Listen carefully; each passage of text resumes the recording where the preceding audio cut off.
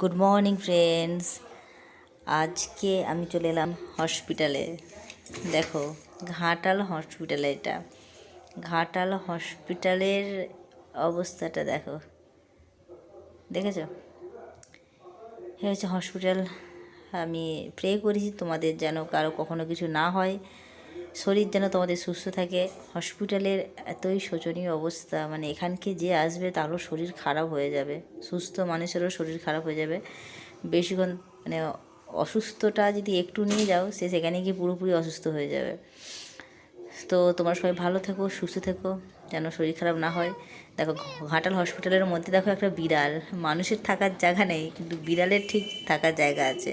একটা বিড়াল নয়, শুনেছি নাকি এখানে এদের মা আছে, এরকম 4-5টা বিড়াল হসপিটালে এদিক আর ওদিক হতে থাকে। এই হচ্ছে ঘাটাল হসপিটাল, দেখতে পাচ্ছ? তো বিড়ালটাকে খাবার দিলাম, খাবে না।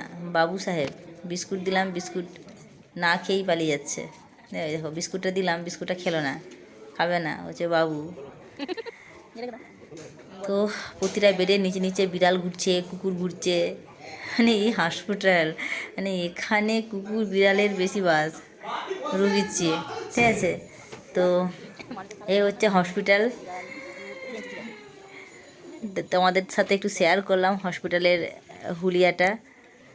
দেখো, এই দেখো চলে গেল বিড়ালটা। প্রতিটা বেডেই রুগী ভর্তি, শুধু রুগী আসছে যাচ্ছে, আসছে যাচ্ছে। এই একটা রুগী আসছে, দেখো, হঠাৎ হঠাৎ হঠাৎ মানুষের সব শরীর খারাপ, খুবই খারাপ লাগছে গিয়ে। শুধু ভাবছি আমাদের বয়স হলে কোথায় এইভাবেই থাকতে হবে, যেতে হবে। বয়সকালটা মনে পড়ে যাচ্ছে এদেরকে দেখে। বেশিরভাগই সব বৃদ্ধ মানুষ, ইয়াং স্টেজেরও আছে।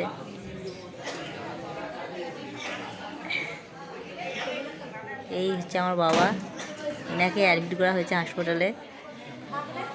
আর আমি তোমাদেরকে একটু দেখালাম ঘাটাল হসপিটালের চেহারাটা। খুব